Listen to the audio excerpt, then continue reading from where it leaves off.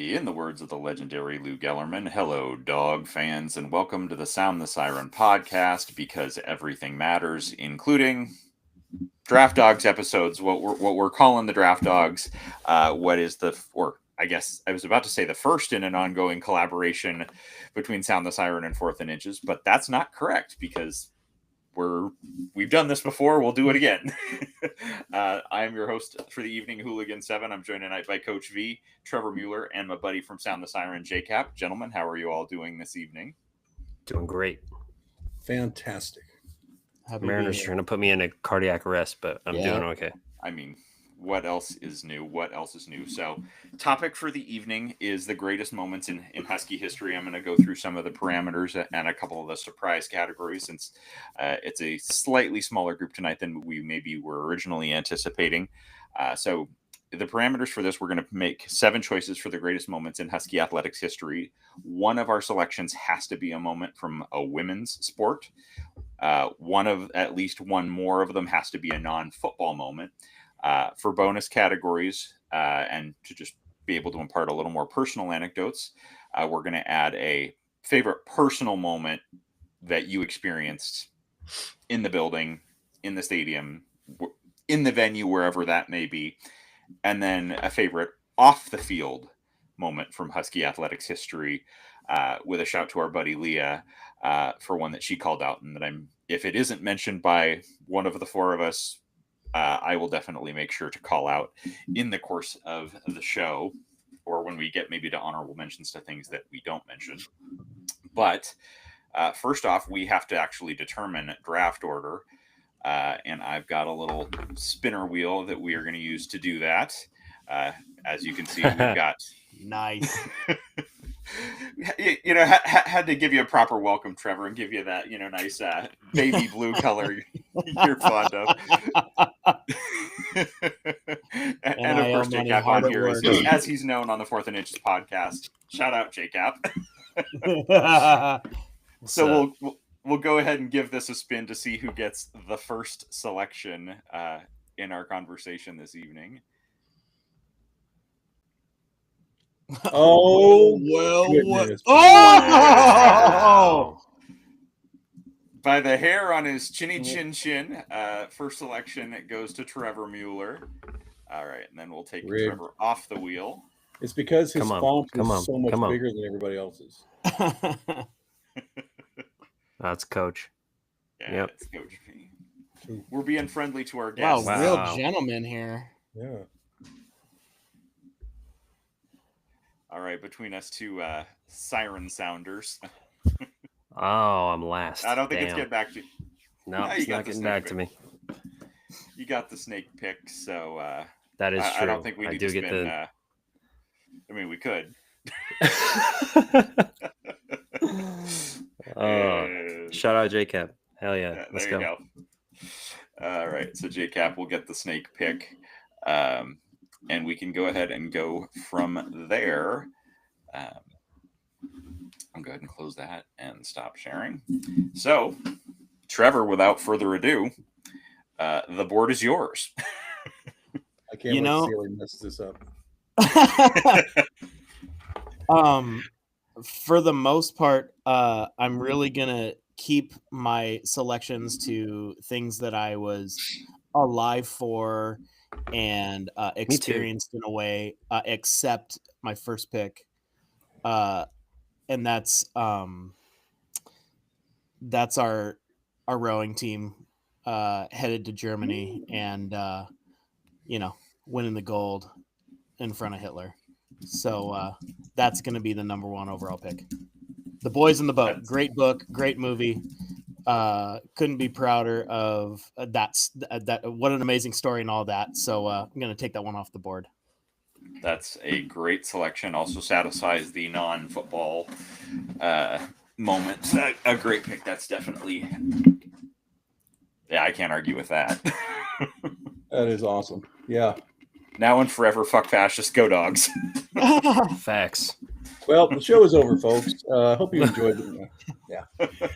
All right. So we talked about this before we started recording. I thought, there's going to be one women's sports category that we have to satisfy. At least and I figured I would just get one of my favorites out of the way.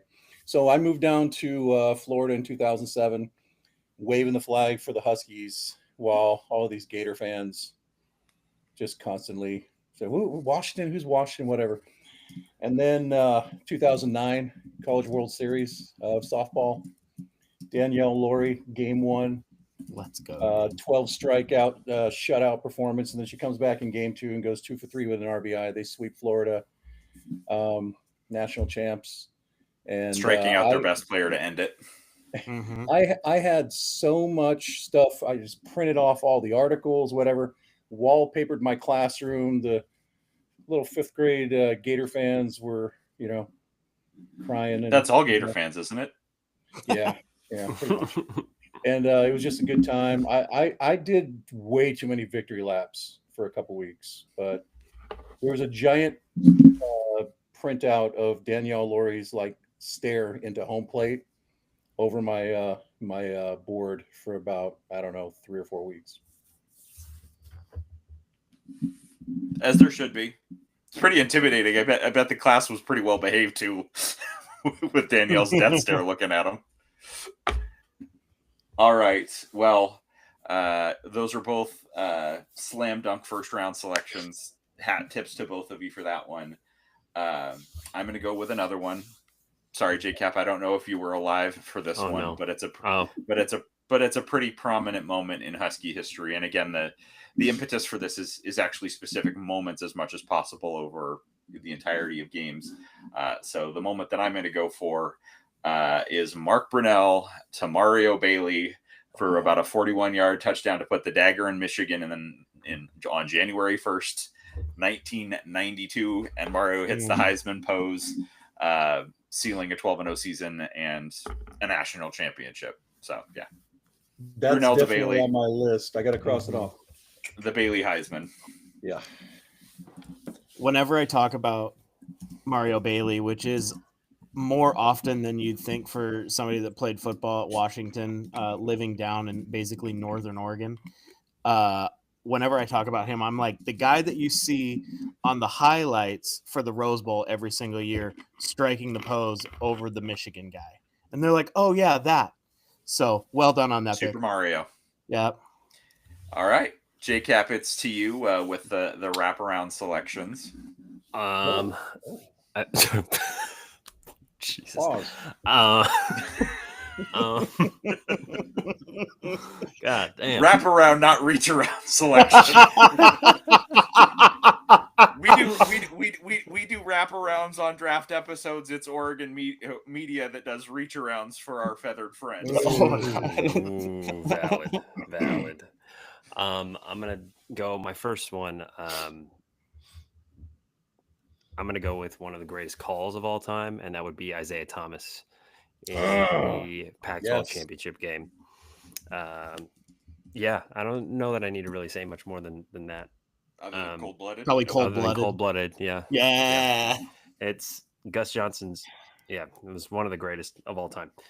And then for my second pick, kind of off the beaten path, but it's something that I watched and was alive for, and that would be 2018 Gabby Plain's first perfect game. That would be my women's pick. Nice. First freshman ever in Husky history to throw a perfect game, so I'll go with that. That is a very good one. Well done, sir. For any of you that don't know I'm going to briefly preface this if I can. For any of you that don't know in our listening audience that don't know the back history of why I go as hooligan. I was a part of a group of friends that for a good decade plus was a very consistent and vocal presence at women's basketball games at the University of Washington, spanning from, I think I started going late in the 2001-2002 season up until I moved to Australia for 10 months, and then we kind of resurrected it for a number of years. So I have to go with women's basketball back in, I think it was 2017, just coming out guns a-blazing in the Elite Eight against longtime rival Stanford. You sprinted to a 10-0 lead, basically never looked back in that basketball game to clinch the program's first appearance in the Final Four. So that's going to be the first of the women's sports selections that I will make this afternoon or evening. Very nice. Is it me? It is Yes, you. sir. Oh man. Okay. So I have a really just my list is way too long here, and I think one of the cool things about it is you can just kind of go back and forth and figure out which one is better than the other one. And so for a men's sport that is not football, this one I can't ever like I could go to sleep at night and just replay this play over and over again. It was Romar's early in the tenure. The first year was sort of like the laying of the foundation, and the second year they started to pick it up midway through the season, and then U of A came to town, and it was a huge game, and the alley oop that Nate caught that brought the house down, and they go on Yep. to beat at U of A, and then later on they go on and go to the tournament. But Yeah, that's one of my mentioned favorite going to the things. tournament. The other significant moment from that season may be on somebody's board, so don't specify that one. But yes, All right. that was But January yeah, 29th of 2004, the birth of the dog pack. yeah. But I mean, when I look back at I've got my memory goes into like maybe like the late '80s as far as like hoops and football and all that stuff. Mm-hmm. But that's probably my favorite play of all time, just because of what it meant to the program. Mm-hmm.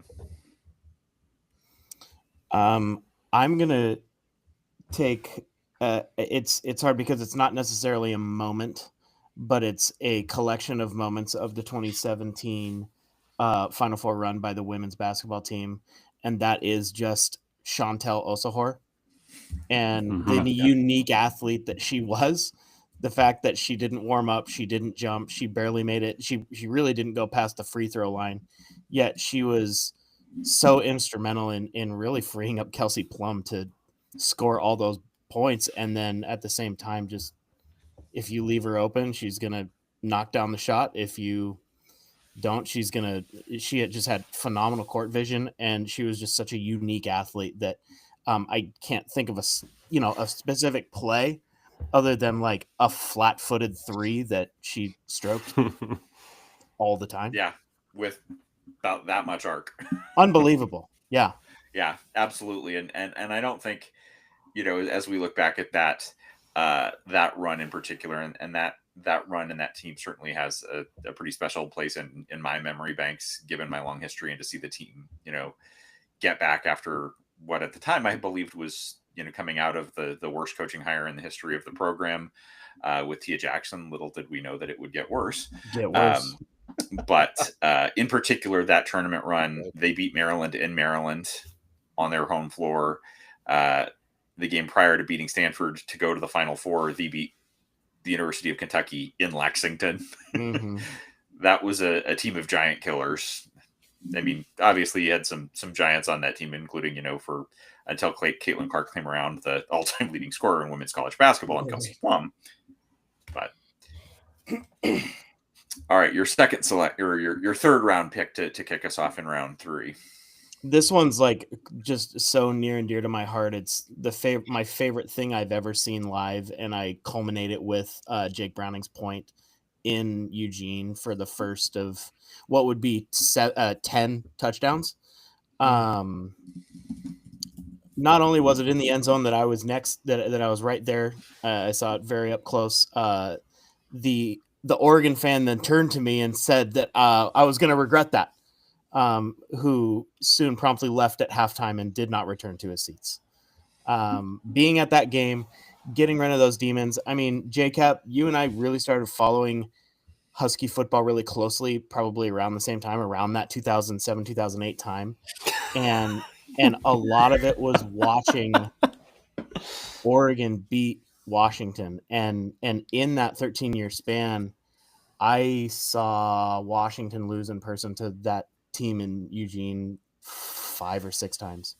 And so to be there to watch the 70, I it felt real good. And really after that, I went to a whole bunch of Washington wins against that team in green. So it was the start of a great trend. But that point, I mean, that's a point that's going to be shown on highlight reels for the rest of football rivalry history between those two programs.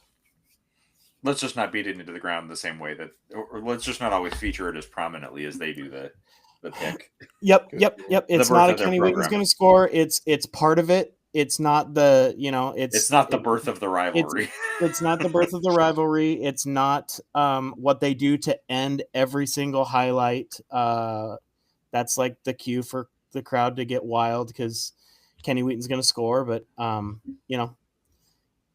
it kind of righted a lot of wrongs over the last 13 years. So that's my favorite moment, especially. And there's some favorite moments that have come since that. But that really started to get the ball rolling again with Washington, beating Oregon. All right, Coach. I had one queued up here, and I just want to extend an olive branch to my Filipino brother in the chat. Oh boy. I know that this is on your list, so I am not going to pick it. Oh. So when you do pick it, I'm going to give you a little. That's one. So I'm going to go in a different direction. And I think I'm going to make this really personal for me because I've got a million of these on this list. But I flew up for the 2023 game in Seattle for, we beat Oregon, and that was awesome. And then I went to Vegas for the Pac-12 championship.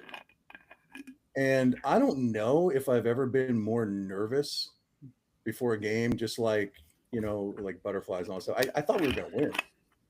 But obviously the game goes how it goes, and it's a little bit of a roller coaster as usual. And, we, get the first down and the game's over and we're all celebrating and high-fiving and hugging. And we're me and a friend are taking a selfie, and we get photobombed by Spencer Hawes. And Cool. yeah. And we turned around and we're like, hey, how you doing, buddy? But I think that just the legitimacy of this is actually a real rivalry again. Like you get a few, but beating them twice in 1 year and then going on and almost winning the national championship, obviously, I think like that just, for me, it's going to like live forever. Like I think about that at least once a week. And so are you going to take that in the category of your favorite personal moment that you've experienced? Yeah, I think so. It's definitely not Houston. But so I think like my favorite personal moment aside from the game was the next day walking up and down the strip in UW gear and looking at all the sad Oregon fans, knowing that they talked a lot on Friday. They would not shut up on Friday. And then it turned into just sad, kind of crying outside of the Bellagio fountains and whatnot. And yeah, it was fun. So Vegas is not the happiest place on earth for Duck fans. Shocking. All right. It's back to me. Look at that.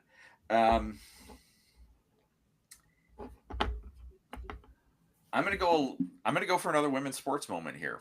And I think this episode would be a marked and incomplete if we didn't mention another one, and it was the first national championship by a team sport at Washington since. No offense to Crew, you guys win all the time. They win every year. Yeah, we acknowledge your brilliance by kind of moving past it. Not an NCAA national championship, though. It's the IRA. Depends on the men's and women's. Women's it is. Men's is not. So the moment in particular is a Crystal Morrison block on championship point to win the 2005 volleyball national championship against Nebraska, and celebrations that then ensued. That team was so phenomenal. It was so good. And in what would become a thing in Seattle that we still need to do a little bit more of, they knew how good they were and they'd tell you about it. Nebraska was famously a little salty about the fact that Sonia Tomasevic had said that if we play the way we're capable of, we will blast them. And they did in straight sets in the national championship game. So there you go. Courtney Thompson, man. Courtney Thompson, Crystal, Sonia Tomasevic. It was a great team. I'm blanking on the libero's name because she was fantastic as well. So it's back to you there, Mr. JCap. All right. I'll go with my pick for my favorite thing that I've experienced at Husky Stadium. And it's actually a little combination of a few things. I was a marching band kid in high school, and getting to participate in multiple Husky band days and play on the field was pretty cool.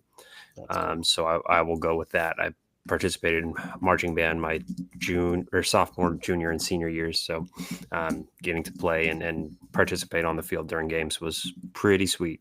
So I'll go with that. And then for my next back-to-back pick, I'll go with the slap that saved Husky football against Oregon in 2022. I was wondering if that was going to come back around again. Love it.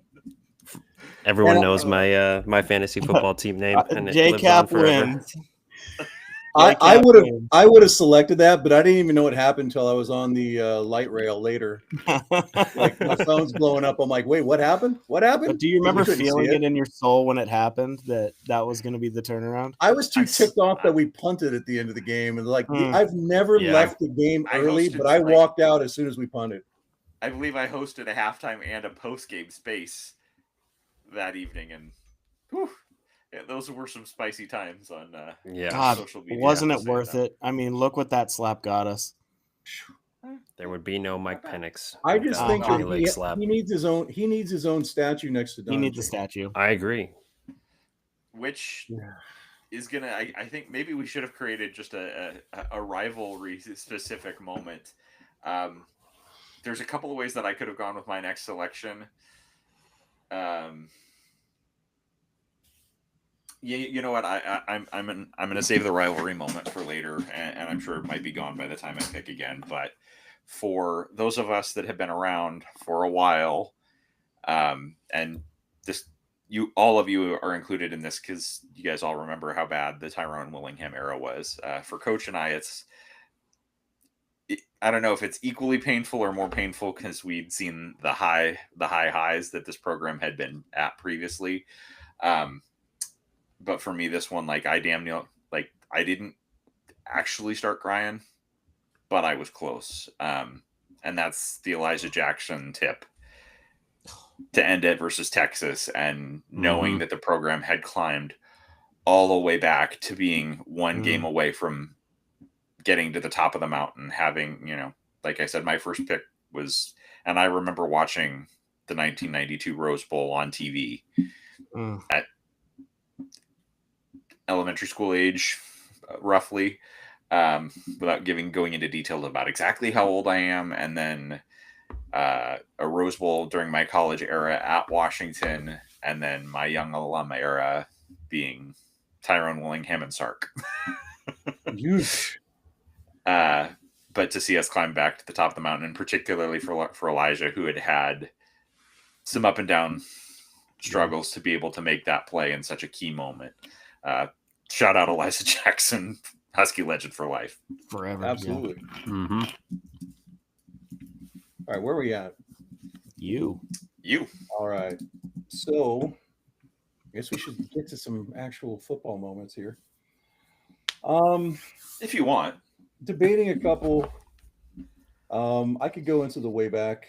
How many selections are we doing overall? I think 7. I think with the with the added one to be the 7. We 2. Added 2. So we'll do 7, and then we'll just kind of shoot the shit and talk about some other ones that are favorites. Okay. I'm going to go with a moment that honestly at the time I thought was going to catapult us to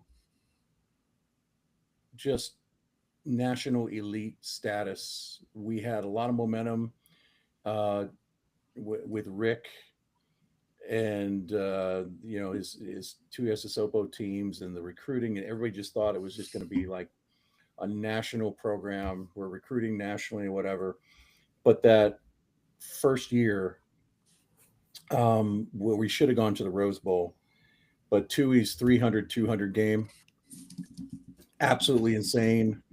Actually, probably the way he played in that game and got banged around probably cost us the UCLA game and the back-to-back Rose Bowls. But I mean, I just never thought that was even possible. And Stanford was obviously a good team, despite being coached by Tyrone Willingham. And it was a bit of an upset, and it was just a phenomenal performance. So, I mean, that's something that just can never be topped.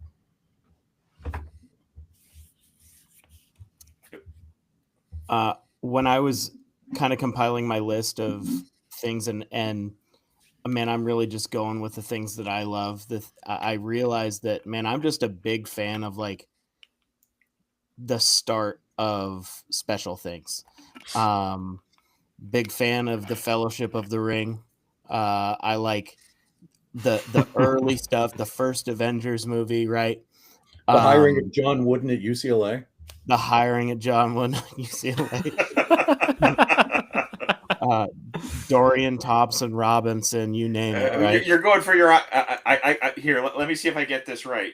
You're going into the Wayback Machine, the start of everything. This is your off the field moment. The hiring of Gil Dobie. That's it. Yeah. I was there when they made the song. Now, the play that changed everything for this program, that really put them on the national map and started me thinking like, hey, if UCLA could just, or USC could just win a big game. Freudian slip. Oh, yeah. Can't win a big game either. He's becoming the meme. Can't win a game. USC could just win the Pac-12 championship. Washington's going to go to the Rose Bowl, and that's because Michael Penix threw a dart to Davis down the sidelines in Eugene for a 76-yard touchdown. And Davis he was picked in the draft by Leah in our 25-year draft because that one catch by Taj changed the trajectory of this and the amazing throw that was. Of course, there's other things that happened in that game, namely, the stop of Bo Nix and then the kick later after they decided to go for it on their own side of the field. But that play specifically was one that really catapulted that Penix era into a national contender. Mm-hmm. And if Caleb Williams doesn't get hurt, they're probably in the Rose Bowl. Yeah, Alex cooked. They still cry about that. Such a dirty play, tackling a guy who was trying to lower his head, who lowered his head the first place. Yeah. All right, but it's still yours, Trev, for the start of round 6. I love Husky basketball, and there's 3 of them that I'm going between, and I'm going to go with one that I think was just a special game. I think it was a really fun that Matisse Thybulle, Noah Dickerson squad was a lot of fun to watch. And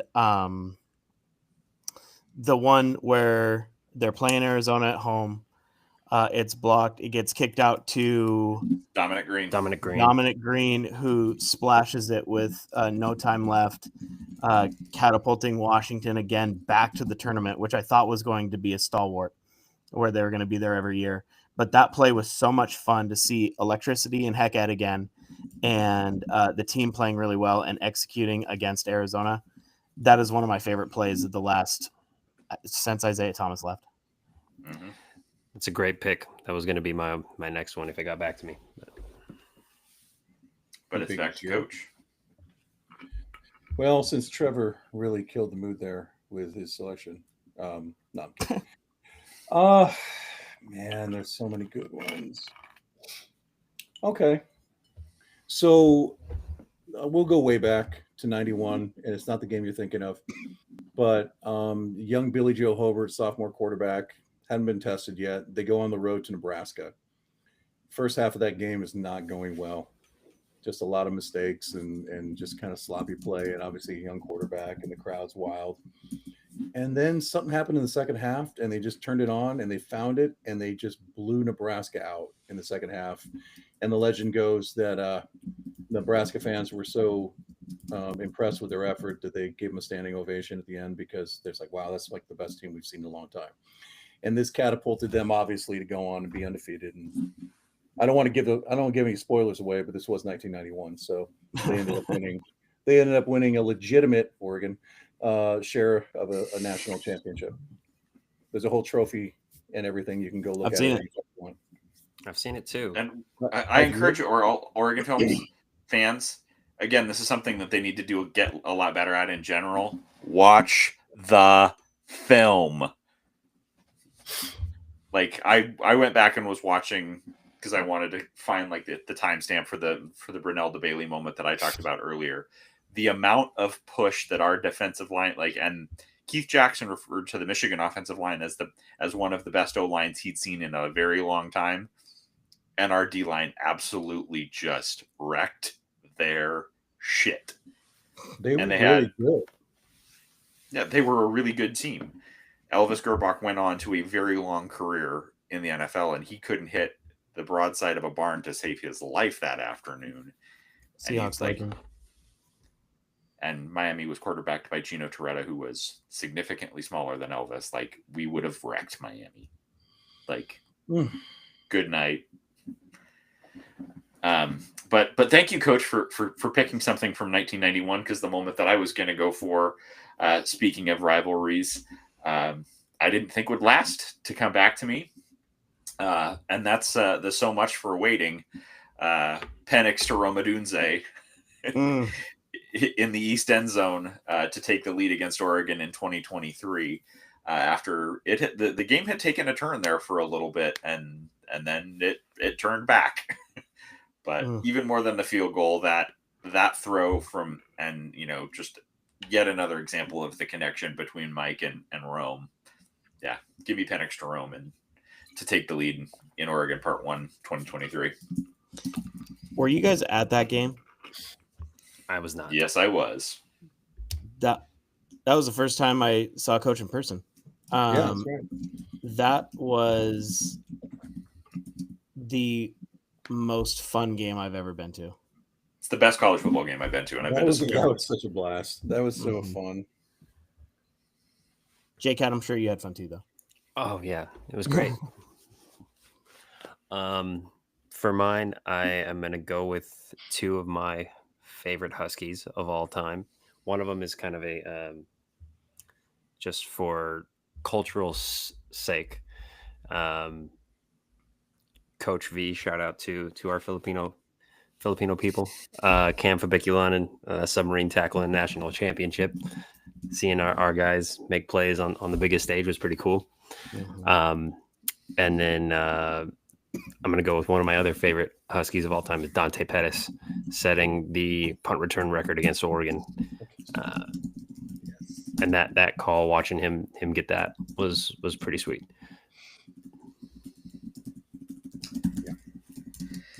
Good ones. Very good ones. All right, so this is my last selections. Let's see. Man,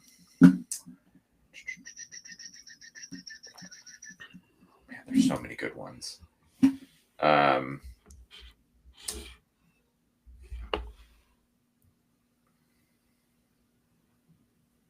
All right, I'm going to go. This one's going to be my personal, my personal favorite moment that we haven't already named.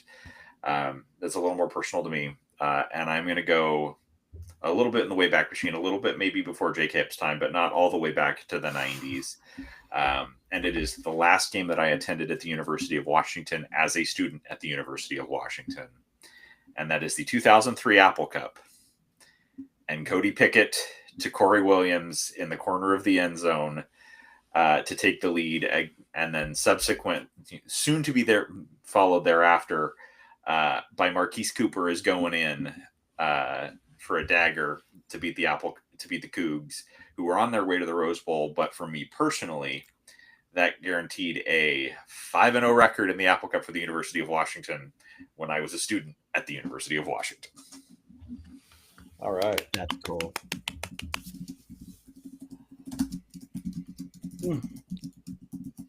So is it back to? That's you, Coach. All right. Last one, I think. I need like a board where I can just kind of keep track. I'm just tired. All right. Kind of gone through. J-Cap, I don't want to steal yours, but I don't know. I'm done. Okay, He's done. He's got no more selections unless we want to just keep going. All right. You got a lot more. Whatever. All right. I really thought you were going to pick this. The way that Byron Murphy picked that. Yeah. Utah off the ground and took it back for a touchdown. And we won the Pac-12 championship and obviously went on to, another amazing postseason. But yeah, I think that was such a weird game because it was just so close. And I felt like at any time we should have just broken it open, and Utah just kind of hung around. And that ball, just fortuitously, it just, like most of his career, it always ended up in his hands. And it was. I almost thought you were going to go with the Apple Cup interception. I was just going to say it was either that or the Apple Cup interception. One of the greatest pictures in football. Yeah, it's an iconic photo. I really thought J-Cap was going to be all over the Byron Murphy one. But I thought about it. It was on my list. If we had another couple rounds, it was going to be there. Yeah, and Byron Murphy was a kid that I was aware of because I'd already moved down here and he was playing for Saguaro, and phenomenal wide receiver. Like, he might have had like a 1,700 yard season his last year in high school, and he was just phenomenal both ways. And when we got him, it was a huge deal, and everybody down here was really pissed, and we almost got N'Keal Harry. If it wasn't for N'Keal not wanting to leave his grandmother back here in the Valley, he would have been a Husky. And Chase Lucas might have just jumped on the boat too. So, yeah, but Byron was just a stud, and everything he did was magical, and just wish him nothing but the best. Mm-hmm. All right, Trevor, final selection, and then we'll get into some honorable mentions. Oh, actually, we still have to talk about off-the-field moments. I don't think any of us have done an off-the-field. None of us did that. So, okay, we're doing another. We're doing 8 rounds. Fine. Or no? No, this would be round 7. We need to get off the field because, yeah. So do I have one more, or you have one more moment, and then so you have 2 more picks. Okay, one of which needs to be an off the field moment. Okay. Friday night, 2016, I traveled up to Husky Stadium to watch a top 10 matchup, the first top 10 matchup in over a decade, between Stanford and Washington. And to that point in my life until 2023, that was the loudest stadium I've ever been in. That was the most fun game to be at. And the play that sticks out most in my head is the play that made me finally realize that this went from a nervous yell to celebration. And that was the fumble sack by Saul Mooching in the third quarter, where I could finally breathe when Washington was up 30-0. And they had moved the ball finally. We no longer had a Nick Holt defense. We were safe. We were safe. And that the way that he hit, the violence in which he hit, was it Keller Christ? I can't remember who was Ryan Burns, I guess, was in at that point. With the violence in which he hit him, the ball comes out, and one of my favorite unsung Huskies that kind of gets overlooked, Keyshawn Bierria gets the recovery. That's when the yells turned into cheers, and I knew Washington was back, and that was really fun, historic play in my opinion. All right. So off the field, what's something that happened at a game or between? Yeah, something that happened at a game, interactions. You could potentially use this one. I know the one that our buddy Leah would have selected if she was able to join us tonight was December 2013. Pat Hayden handing a contract to Steve Sarkisian, enabling Got us it. to 4 days later hire Chris Peterson. Okay.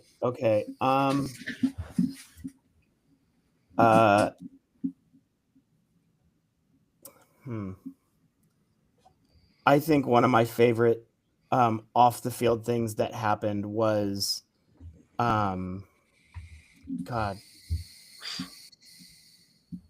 it's gotta be the coaching search that led to Kalen DeBoer and getting a 3-star quarterback that we hoped would be pretty good. Not knowing that at the same time that Washington was picking up a 3-star quarterback that was injury prone, but was pretty good when he played, and Oregon picking up a retread would not only lead to one of the most fun times in that rivalry, but one that Washington won 3 times in a row.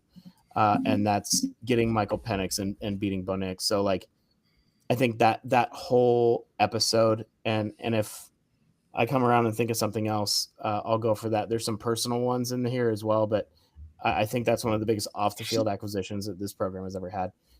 Mm-hmm. Oh man. So not on the field or on the court technically, but that UW Selection Sunday where they got the number 1 seed for the first time in school history was that's cool. Just wow, that team was so good. And obviously they didn't make it past the Sweet 16. Louisville was really good. It was a really tough matchup, but just to get a number 1 seed, like that was unheard of. Mm-hmm. I was enamored with Reese Gaines. I thought he was going to be an NBA All-Star.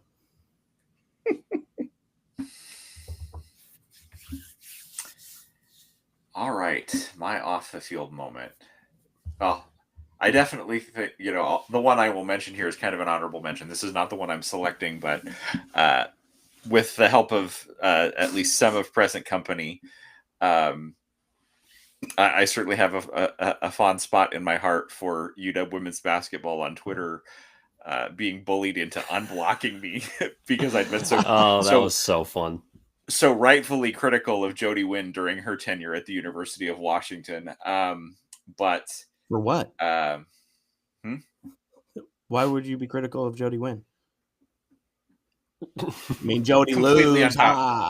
Yeah, completely unfounded. No statistical evidence that she's by far the worst coach in Husky history. I'm going to go on the way back machine to something that I wasn't around for, and that's going to go back to, I believe it was 1976 when Mike Lude hired Don James.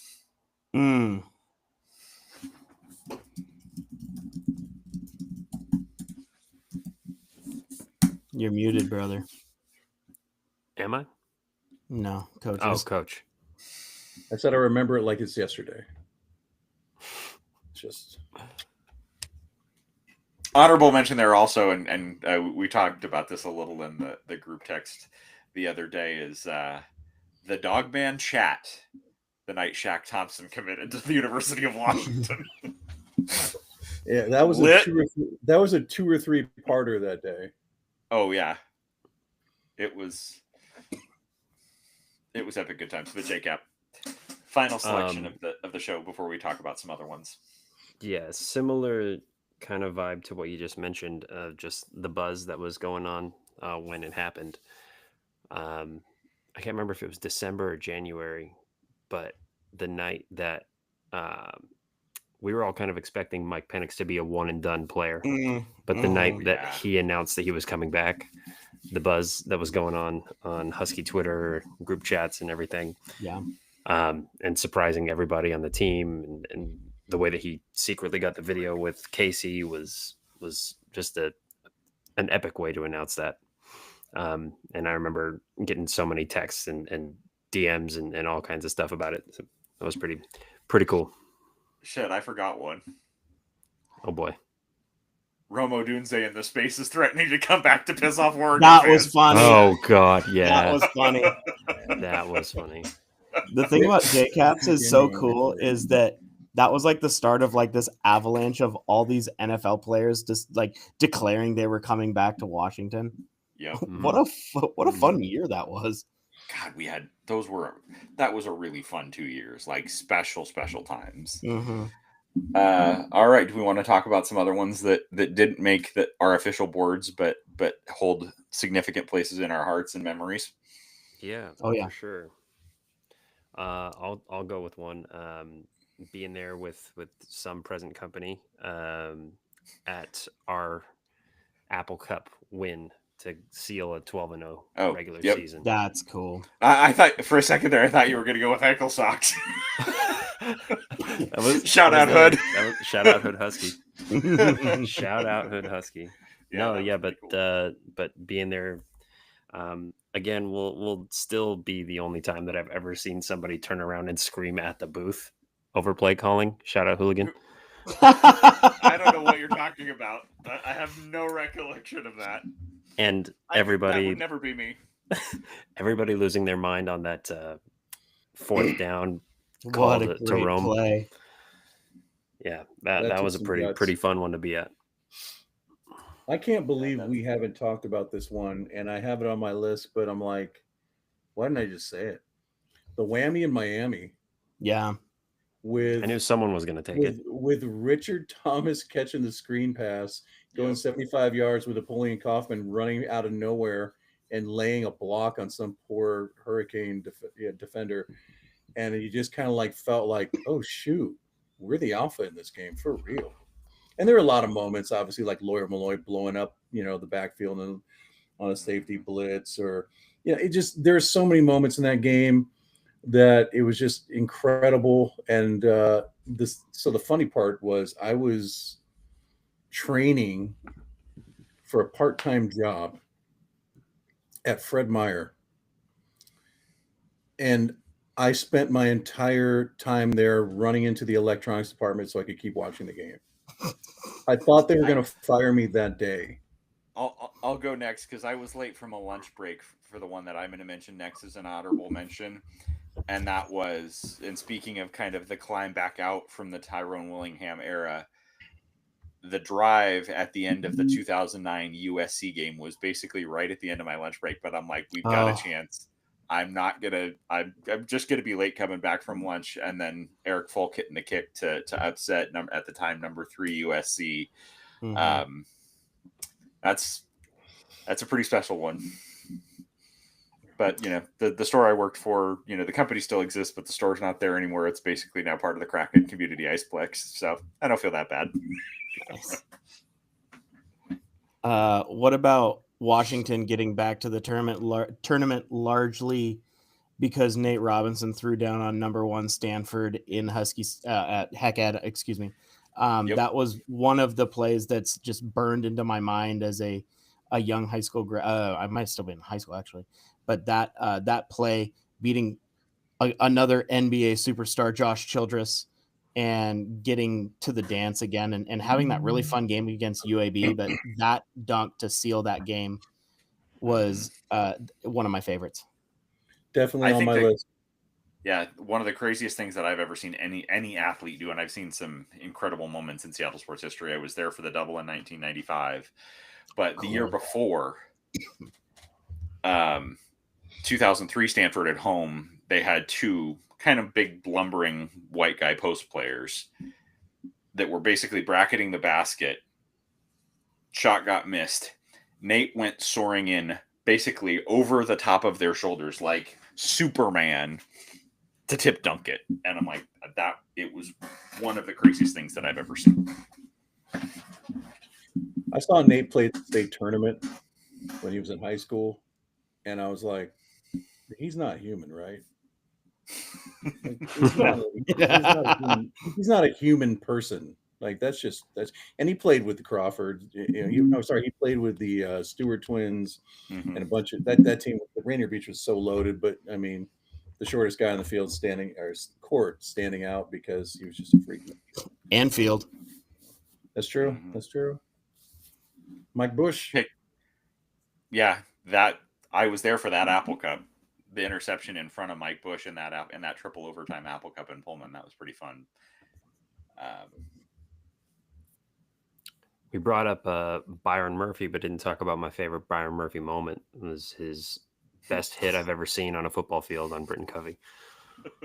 Until So Beach Towel violent and against so Oregon. so clean too. Mm-hmm.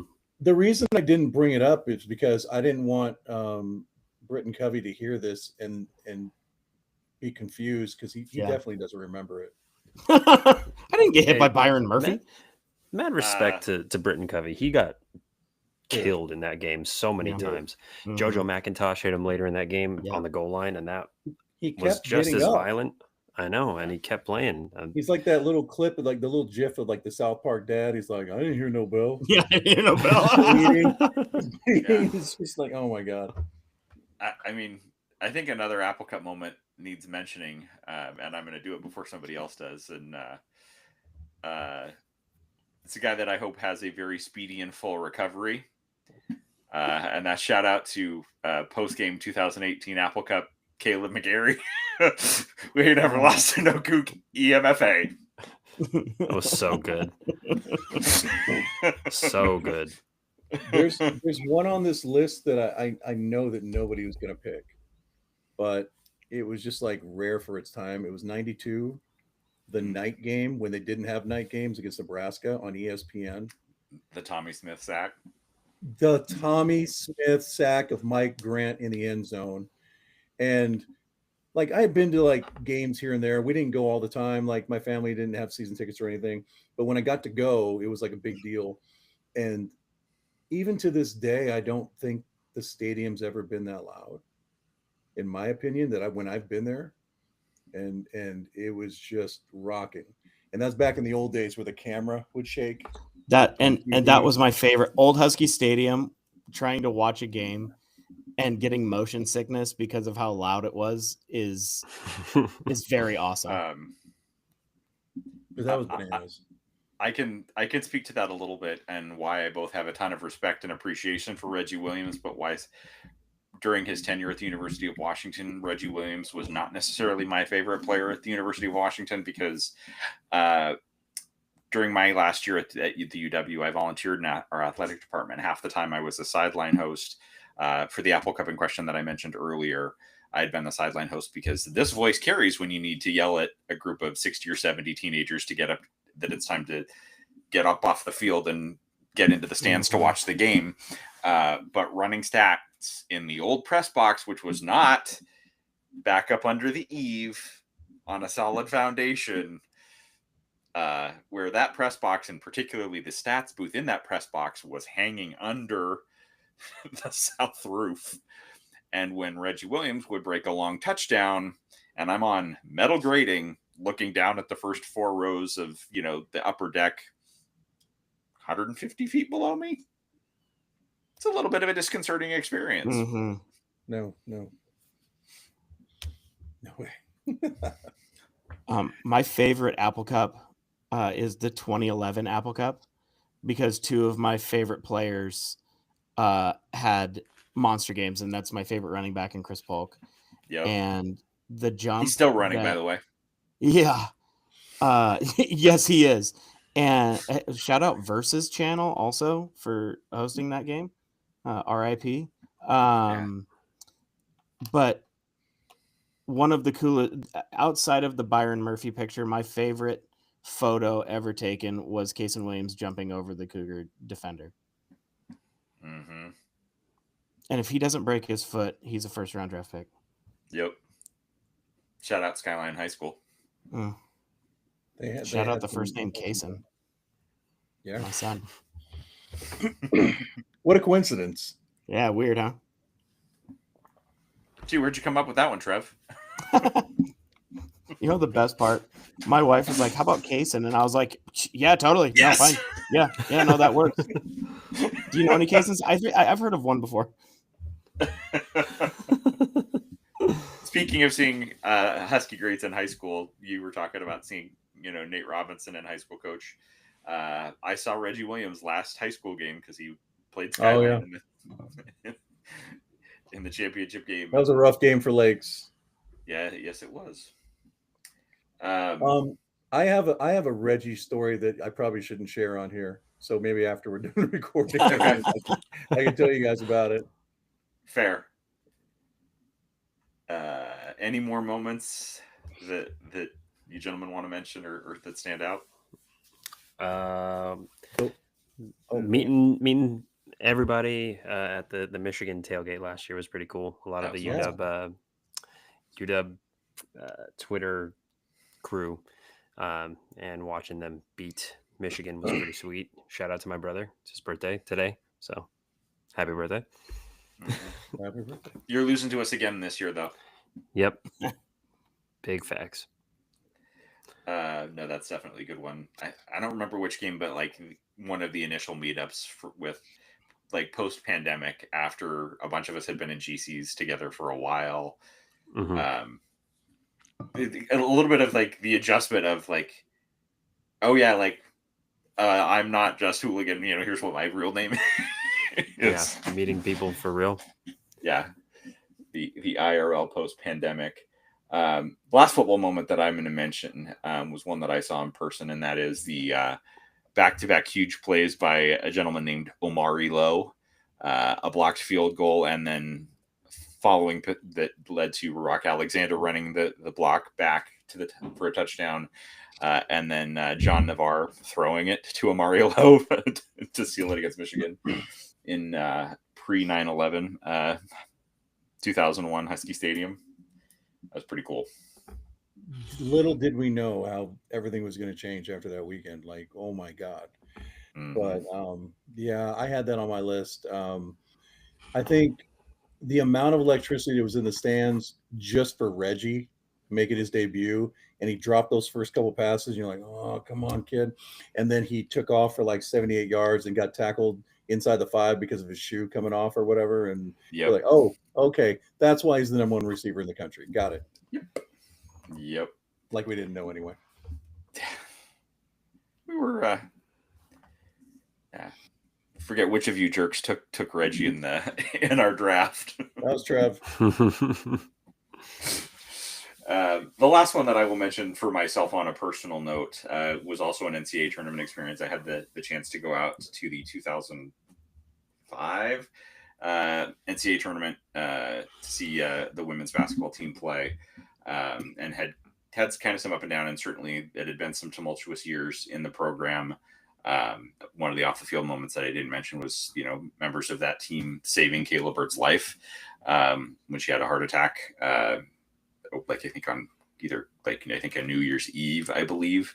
And the team kind of coming back through that and then making the tournament. And in this instance, Kristen O'Neill hit a big 3 to basically put the game mostly away against Minnesota in round 1. And then they lost it out of bounds. And Maggie O'Hara's mom, and sitting in the row behind me, celebrate in a celebratory fashion through basically, the start of a big group hug because they'd won, but basically threw her arm without taking care to check where my Adam's apple was.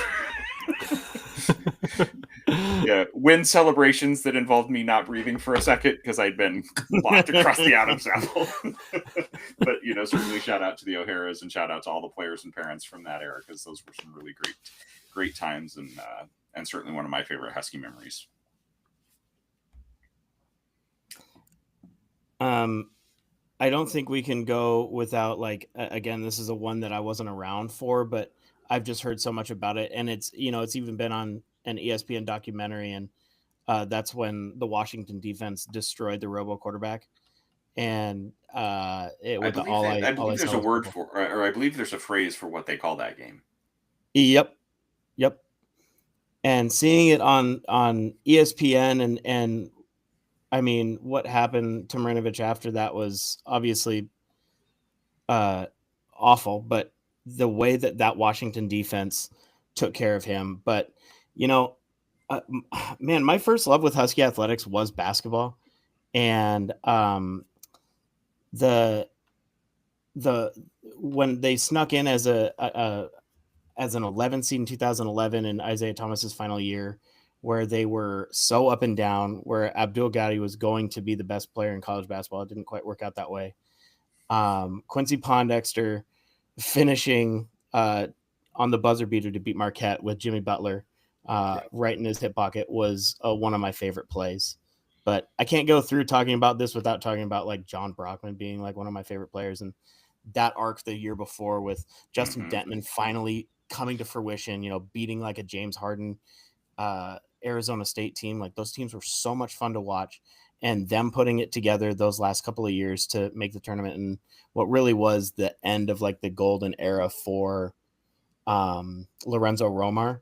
Those teams were super fun, and but that Marquette buzzer beater is one of my favorite moments. Yep. Romar put Darnell Gant on him to like slow him down to like so Harden couldn't get his shot off cleanly. That first game they played against him was like, wow, I never would have thought to do that in a million years. But yeah. I just remember Justin Detman that Washington was up to in regulation, and Detman tried to cross up James Harden, and at that point, James Harden knew how to play defense. So he picked his pocket for the layup to send it to overtime, and Washington overcame that. That was one of my favorite games. Nice. Last basketball I'll mention was going back to 2017 and beating Kansas in the state of Kansas with and a Matisse Thybulle steal and a breakaway dunk to stretch the lead to 10 against Kansas in Kansas's in their own tournament. Pretty cool. That was phenomenal. And I had gotten home late and I didn't even know the game was on. And I'm getting texts from people like, you need to turn this on. This is pretty awesome. I'm getting texts from like my friend in Florida that I used to coach with. And he's like, your boys look good. And I'm like, what are you oh my God. We're beating Kansas in Kansas. Kansas just couldn't hit a 15-foot jumper. It was insane. The world is covered. 75% of the world is covered by water. The rest is Matisse Thybulle. Matisse Thybulle.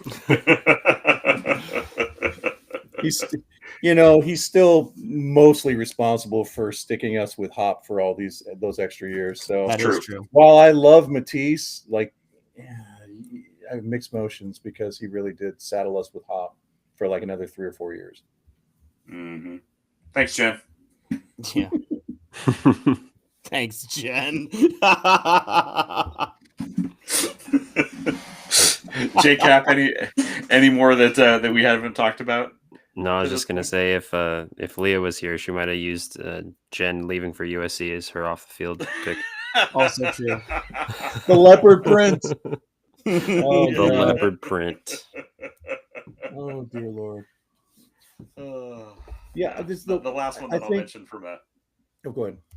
From a podcast and going back to the magic of the 2023 season, I happened to be sitting with our buddy Hood, and we were both not pleased with how the game had been proceeding. This is Arizona State 2023. To quote our friend Hood Husky, and then Mish Powell and cookies happened. From one end of the stadium to the other, and obviously all the special things that came later that season don't happen without that pick six. That's so true. Absolutely. That's the most fun I have ever had in a Husky season, and a lot of it was because I get to go. I went to like 5 or 6 games that year, flying all over the place, but it was just like you knew it was special. And if we just had a little bit more depth and a little bit more injury luck, maybe, we turned the tide in that final game. But we were spoiled. We may never see another guy like Michael Penix again like that. We may never just experience anything that fun. We may have better teams. We may have teams that are like just absolutely stacked, loaded, number one all the way through. But that group, the personalities, and can I bring up one more moment that was like one of my favorites? Sure. Alamo Bowl the year before. Obviously, we do what we do. We beat Sark. We beat Texas. That's just, set the standard. And Roma Dunze leading the band after the game. Mm-hmm. And you felt like that was the swan song, right? He's going to go pro. Mm-hmm. And he freaking came back. Yeah.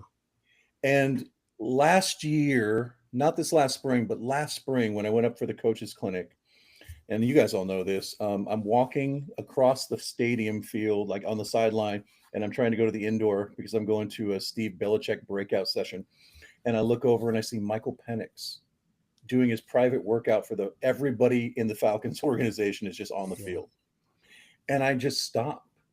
And Deborah, who's like the head of football operations, she comes by and I go, Deborah, is it okay if I just stand up against the stands right here and don't say anything to anybody? I promise I won't take any pictures. I won't even bring my phone out to check. She goes, yeah, that's fine. Just don't take any photos. Don't take any video. And I'm like, never. I'm there for like half an hour. I'm late to my breakout session. And I'm just like, this is the best thing I've ever been to. And then on the way home, Rome is sitting in the front row in first class in my plane. And I'm like, I'm not going to bother him. He's a few rows up, obviously, because I'm not in first class. But we're getting off the plane. He was getting his stuff. And literally the screensaver on my phone was him catching the touchdown. Forget being patient. He's just standing over the Oregon defender. And I'm like, I'm not going to do that to him. But I'm like, go Dogs. And on the curb, he was waiting for the Cardinals to pick him up for his interview. And we struck up a conversation. And I just brought up the fact, like, dude, we thought you were gone. When you were leading the band in San Antonio, and he gets this big smile on his face. I'm like, man, that was a blast. Oh my God, I just wanted to keep having fun. And it was just like the nicest interaction you can have with a star athlete is probably Rome Odunze. Yeah. And obviously just what a great kid. But I mean, that moment in San Antonio where everybody thought this is his swan song, and the way he carried the team in that game and made a bunch of tough catches, and then he came back and like surpassed it 3 times. Yeah. Well, what I will say, if I can jump in for a minute on Rome, going into I was a big Rome fan, had liked his tape going back to high school, before the podcast, but in my life, I never thought anyone would remotely approach how good Reggie Williams was at Washington until Rome did it. Yeah. I still think it's 1A, 1B. Like I have a hard time saying that one was better than the other, particularly with that last season Rome had. And the way that he carried himself, I remember. I'm not gonna say who it was because I'm not exactly sure, but there was a post game interview after one of the 2023 insane pull it out victories, and he goes, is there any other way you guys can win a game? Trying to make a joke so he'd laugh. Yeah, we win all these crazy ways. And Rome goes, yeah, there's plenty more ways we can win games. There's no problem. I was like, oh, they are locked in. They're so confident. That's it's almost similar to what you talked about way back an hour ago, where you talked about if we play our best game, we're going to beat anybody in the country. That was the demeanor that he had in that interviewer's trying to make a joke and him totally locked in. There is no panic in this locker room. There's no anything. And we got to see that in the big in the Pac-12 championship, and then of course in the Sugar Bowl. So that's just the special roster we'll ever see. The game that you and Jake went to in the downpour, the monsoon at Oregon State, still cooking those DBs and making those clutch catches when nobody could hang on to the ball. That was the watching Division I receivers on the sidelines. I mean, top 2 picks, right? Top second round picks, right? First round picks, second round picks, trying to wipe their hands and catch a ball coming 15 miles an hour and watching it slip through their hands was insane. And he just refused to lose that game. Mm-hmm. If we could talk briefly on the what if of that season, my biggest what if is not if Zach Durfee had been cleared, which he should have been. To some extent, it certainly is. There's a secondary one of what if Cam Davis had been healthy and we'd had a legit 1-2 punch, particularly with Cam. That's a big one. The biggest one to me is what if our medical staff has cleared Leia Tulatu to return. Mm-hmm. Oh, geez, yeah. I've beat myself up about that so many times, but I think he probably would have been gone the previous year. Maybe. Like, I potentially. don't think he would have stayed in college that long. I mean, he did. Because he missed all that time, obviously, and then he transfer and all that. But I mean, yeah, you if we had five of lost that him team on in the other 2022. We side, were talking. if we had him on the other side of Braylon Trice, yeah, Mm-hmm. JJ McCarthy might still be hurt. I mean, they just would have let Michigan hold him anyway. So who cares?